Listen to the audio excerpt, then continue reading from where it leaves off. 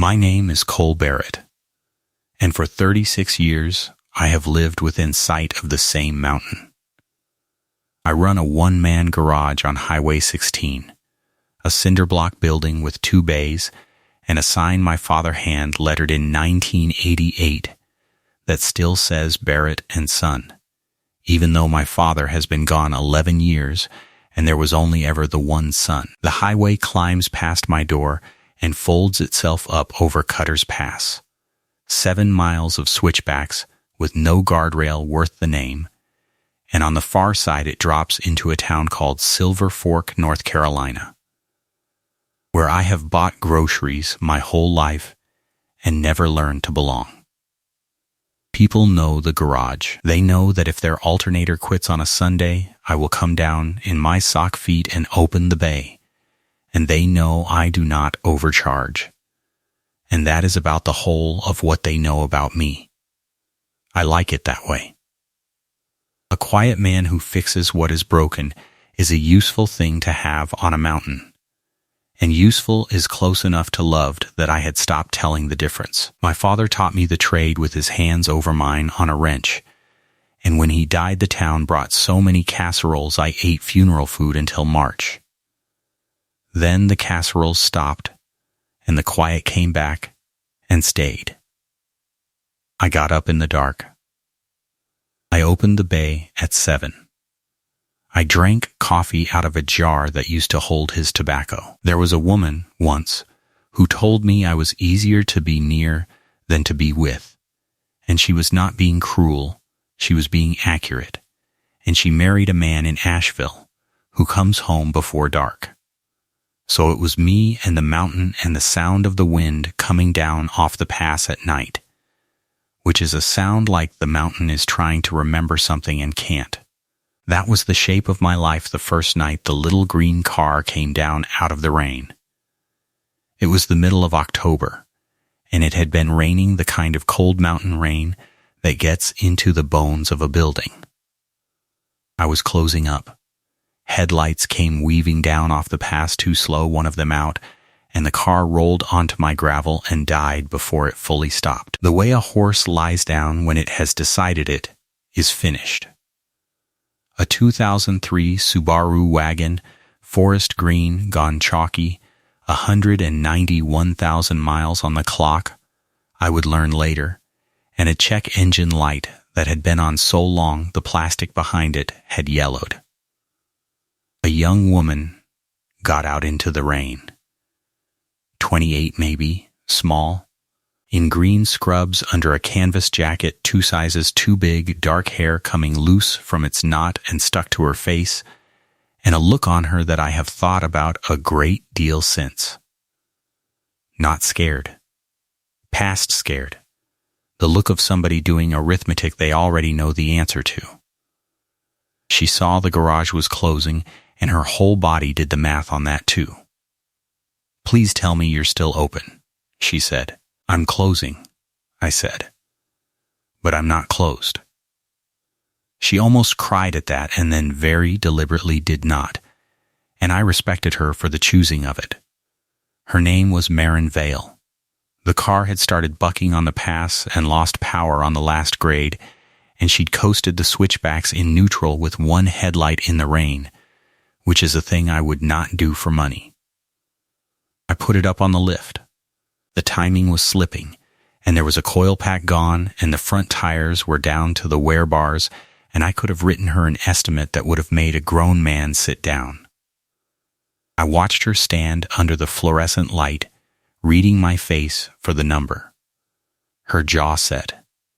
Her hands wrapped around a paper cup of the machine coffee I'd given her, and I understood that whatever number I said was going to be a wall she had to climb that night, in the dark, in the rain, tired to the root. So I fixed the coil pack, and I did not charge her for the diagnostic, and I called the tires a problem for another day. $41. She counted it out of an envelope, 1s and a 5, and I could see there was not much left in the envelope, and I could see she had counted it before she ever handed it over, because that is a thing you learn to do when there is a number in the envelope and a bigger one in the world. You drove the pass at night with one headlight, I said. It's the short way, she said. It's the only way I make the hours work. I asked what hours.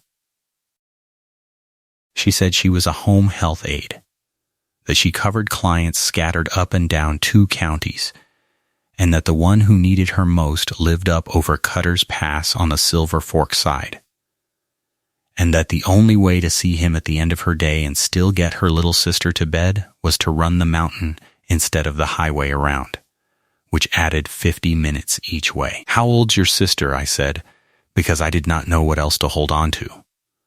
9, she said, and something in her face opened and closed on the word like a door in a draft. Our mother passed 2 years ago. It's just us. She left in the green car with 2 good headlights, and I stood in the open bay and listened to it climb the pass, waiting the way you wait to hear a sound stop. And it didn't, and I went to bed. I did not expect to see her again. People come down off that mountain once, and the mountain usually keeps them from coming back. But Tuesday she came down again, and the car was fine. She just slowed at my gravel and lifted 2 fingers off the wheel, and I lifted 2 fingers back. And that was the whole of it. Thursday the same. I found myself, without deciding to, staying open later on the nights I thought were her nights. I told myself it was because a shop with the light on is safer for a woman on a bad road. That was true, and it was not the reason. The reason was that the wind coming down off the pass had started, for the first time in years, to sound like it was bringing somebody home. I learned her nights the way you learn weather. Tuesdays and Thursdays she ran the mountain late, because those were the days her longest client wanted her at the end, and Sunday afternoons she took Poppy to the library in Silver Fork and came back over the pass at dusk. I did not write any of this down. I did not have to. A man who has spent his life listening for the exact sound a good engine makes will notice, without trying, the exact sound a particular car makes coming down a grade. And I could hear that green Subaru a full minute before I could see it, could hear it downshift for the switchback by my mailbox. And I would find some reason to be standing in the open bay with a rag in my hand when it slowed, so that the slowing would look like coincidence and not like waiting. It was waiting. I want to be honest about that. A grown man does not stand in a cold bay at 9 at night with a clean rag for any reason but one. The green car broke down 4 more times before the first snow. A wheel bearing that howled like a dog. A radiator hose that let go and steamed her out on the shoulder. A starter that gave up in my own lot, which was the only good place it could have gone. Every time she stood under my light and did the arithmetic, and every time I made the number smaller than it should have been, and she knew I was doing it, and it started to make her angry in a way I did not understand until later. You have to let me pay you what it costs, she said one night in November, snow spitting sideways through the open bay, her arms crossed. I can't be a thing you're fixing. You're not, I said. The car is. It's the same thing to me. She said it fast, and then looked like she wished she hadn't, and I set down the wrench. And for a minute neither of us said anything, and the space heater ticked. I had a father who fixed things for people and didn't charge them right, I said. Half this town owes the memory of that man money. He used to say a garage on a mountain isn't a business, it's a lighthouse that happens to sell tires. She almost smiled. That's a nice way to go broke. He did go broke, I said. Cheerfully, right up to the end. She started leaving me things after that, since I wouldn't take the money. A thermos of soup on the wheel of the tow truck, a sleeve of the good coffee to replace the machine dirt I drank. Once, a paper bag with 2 biscuits her sister had helped make. Lopsided, more thumbprint than biscuit, and a note in a 9-year-old's careful hand that said thank you for keeping my sister's car alive. I kept the note. I am not going to pretend I didn't. I put it in the drawer under the register where my father kept the things that mattered, and I looked at it more than a grown man ought to look at a child's handwriting. That drawer had held exactly 4 things before that note. My father's reading glasses, a wooden ruler from a hardware store that closed in 1990, a guitar pick I never once saw him play, and a snapshot of my mother, who left when I was 6 and whom he never spoke ill of, not one time, in 30 years of being left. I had never added a 5th thing to that drawer. I was 36 years old, and I had never met a piece of paper worth putting next to my father's few. And then a 9-year-old I had known for 6 weeks made me lopsided biscuits and thanked me for keeping her sister alive, and I opened that drawer and I understood I was in more trouble than any timing belt had ever put me in. Her sister's name was Poppy. I met her the Saturday the alternator finally died for real, in my lot, at 9 in the morning, because Marin had brought the car in on her one morning off and brought Poppy with her, a small, serious girl with her sister's dark eyes and 2 missing teeth and a library book about horses she carried like a purse. Poppy inspected my garage the way a building inspector would. She asked why my sign said "and son" when there was no son standing there, and I told her the son was me, and she looked at me a while and said, "Then it should say, and grown-up son." And Marin laughed so hard she had to sit down on the tire rack, and I felt something in my chest come loose that had been rusted shut since the casseroles stopped. I gave Poppy the good stool and a real bottle of pop from the machine, on the house, and she and I got the old radio to work while her sister pretended to read an estimate she and I both knew I was going to cut in half. That day, I asked Marin, finally, about the client over the pass, the one she ran the mountain for. She got quiet. "His name is Amos," she said. "Amos Kettle.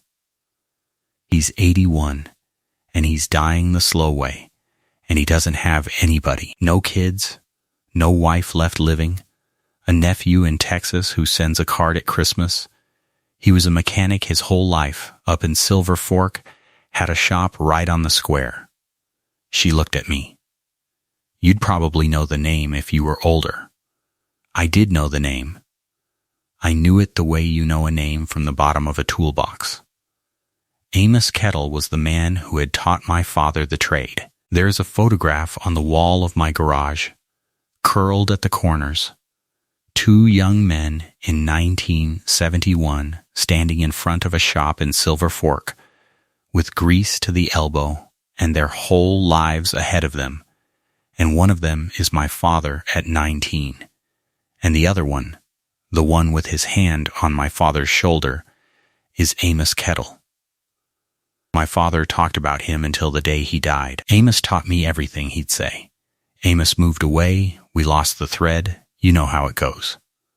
I had grown up believing Amos Kettle was long dead, because that is what you assume about the giants of your father's stories, that they went first, that they had to make room.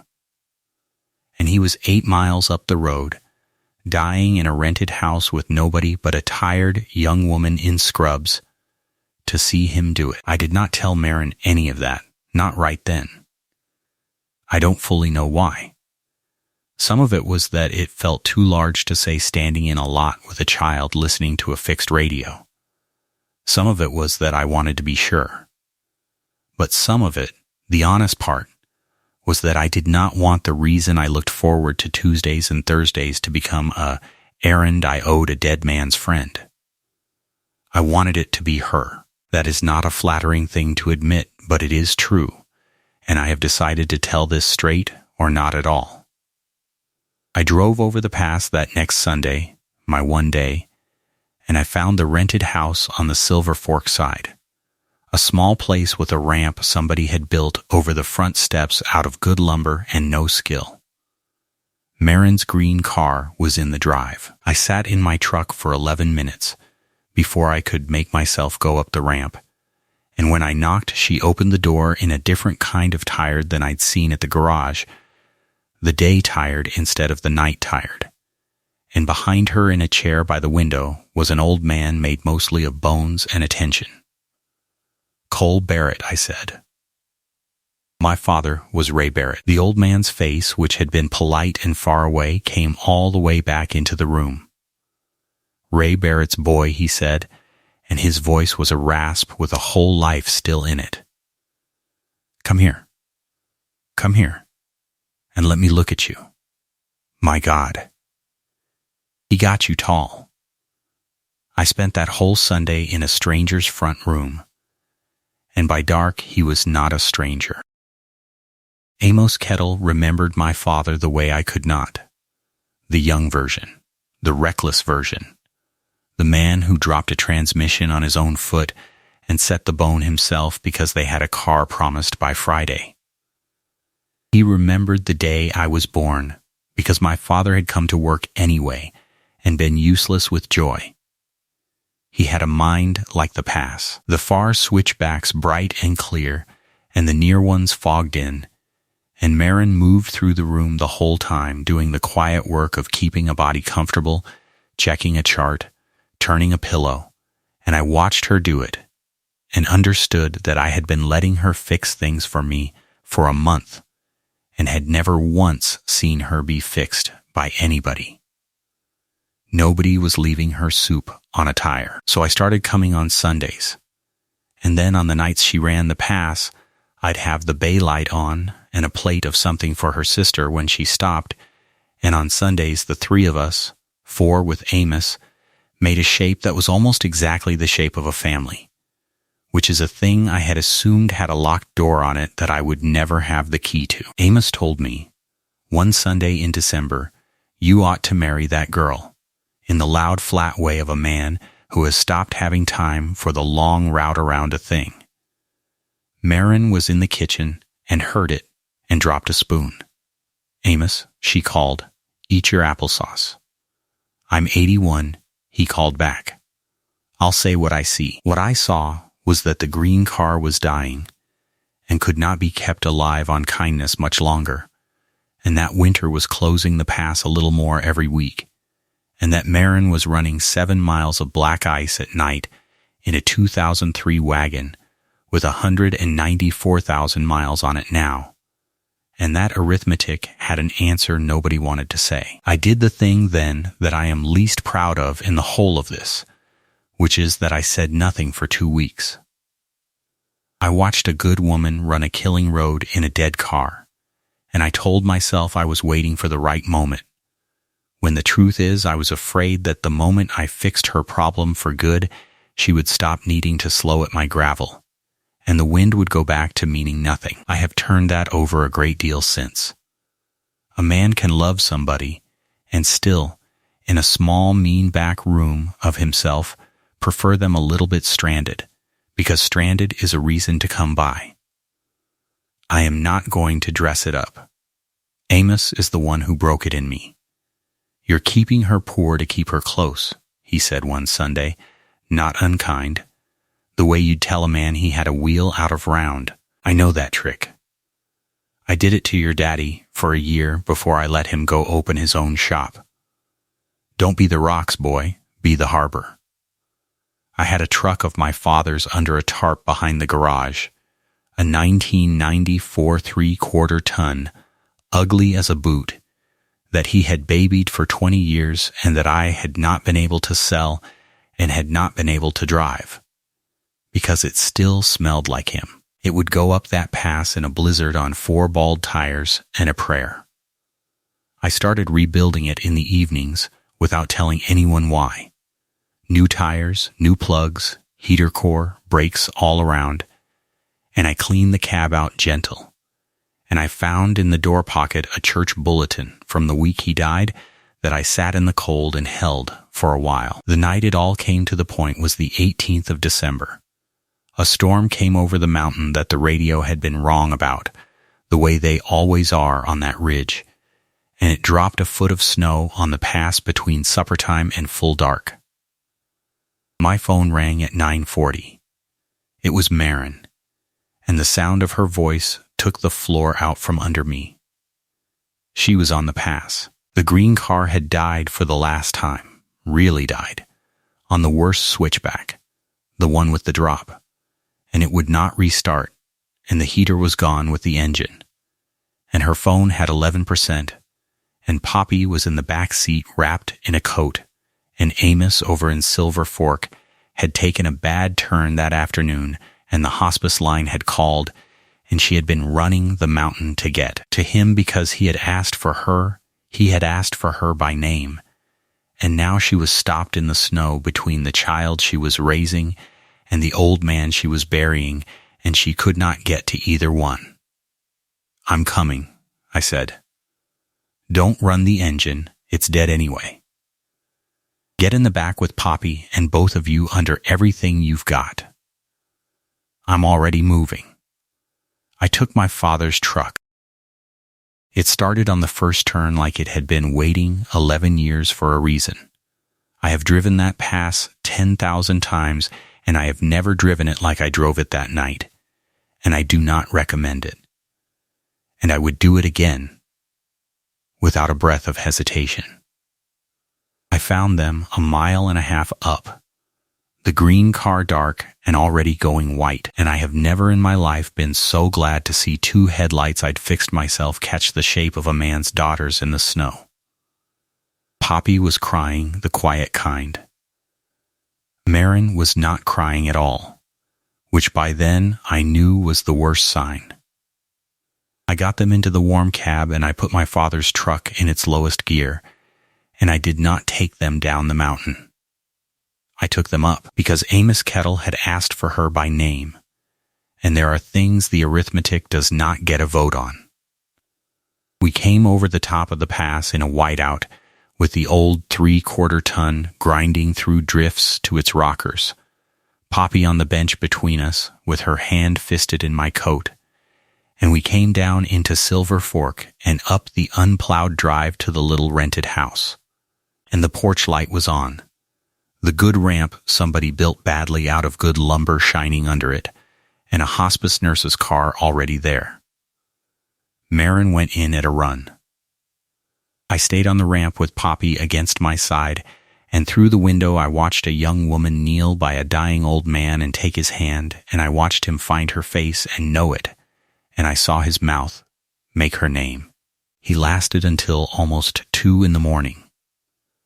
I sat in that front room the whole time with my father's friend and my father's truck ticking cold in the drive, and near the end Amos looked over Marin's shoulder and found me and said, clear as anything, "Ray, you made it." And I did not correct him. I said, "I made it." And he closed his eyes like a man who has finally heard the car he's been listening for pull into the drive. He left Marin the little he had, which was not money, it was a toolbox, a red Craftsman rollaway from 1968 with his initials filed into the drawer, and a note in a mechanic's block print that said, "To the girl who came every day when nobody made her, give the tools to somebody who fixes things." She gave them to me. We buried Amos Kettle 3 days before Christmas in the Silver Fork Cemetery with 11 people there, and 9 of them only came because Marin had spent 2 years making sure a forgotten old man was somebody, and the 10th was me, and the 11th was Poppy, who put her horse library book in the ground with him because, she said, he never got to finish it either. That is the kind of child Marin Vale was raising alone on a mountain in a dying car. I did not propose in any way that would make a movie. I finished the truck. On the first warm Saturday of the spring, I drove it down to their place in Silver Fork, the little rented house Marin had kept on because leaving it felt like leaving him, and I parked my father's truck in the drive and put the key in Marin's hand. "It's not the green car," I said. "It'll go up the pass in anything. It'll get Poppy to school, and it'll get you to your people, and it'll get you home." It was my father's. Amos taught him everything he knew in a shop 8 miles from here, and I have been trying for a month to figure out how to tell you that the two of us didn't meet by accident, we met by inheritance. Marin looked at the truck a long time, and then she looked at me, and she said the thing I have kept like a note in a drawer. I spent 2 years driving that mountain to sit with a man who was leaving, she said. I don't think I can survive driving it to somebody who's leaving. So if you give me this truck, Cole Barrett, you have to be at the top of the road when I get there. Every time. That's the only way I'll take it. I've been open late for you since October, I said. I never once closed. Poppy came out onto the porch in her socks and looked at the truck and looked at us standing too close together in the drive, and being 9 and having already buried more than her share, she cut straight to the useful question. Does this mean the sign can say "and grown-up son" and also us? I had that sign repainted in June. It still says Barrett and Son, because my father earned that, but underneath it now, in letters I lettered myself with his hand steadying mine from wherever he is, it says, "and family." And there is a green pop machine and a good stool and a horse book on the windowsill, and a red toolbox from 1968 that I open every working day. Marin went to days at a clinic in Silver Fork, 12 minutes from the garage, and she is a different woman with a floor under her and a truck that starts. We were married on the pass itself, at the overlook where the green car used to die, on a clear day in October, exactly 1 year from the night she first came down out of the rain, and Poppy stood up as the whole of the wedding party in a dress the color of the mountains and read a poem she wrote about a lighthouse that happens to sell tires. I run the garage still. I get home well after dark most nights, because the mountain is long and there is always one more alternator. There was a woman, once, who said I was easier to be near than to be with. She was right about the man I was. But every night now, no matter the hour, there is a truck that comes down off Cutter's Pass and slows at my gravel. And 2 headlights I would know anywhere find me in the open bay. And a small serious girl and a woman in scrubs come in out of the dark to a light I keep on for exactly them. And my father was wrong about one thing and right about the rest. A garage on a mountain is not a business. But it is not a lighthouse either. A lighthouse only tells the ships where the rocks are. This one tells them they are almost home. I spent 35 years believing the useful thing and the loved thing were 2 different jobs, and that I had only been built for the one. It took a green car dying in the rain, and a 9-year-old's crooked biscuits, and an old man I thought was long dead asking a tired woman for her by name to teach me that they were never 2 jobs at all. You keep the light on. You stay open. You go up the mountain when the arithmetic says down. And one night the thing you have been listening for your whole life comes around the last switchback with its headlights on. And it is not the wind trying to remember. It is somebody coming home. And it is you they mean.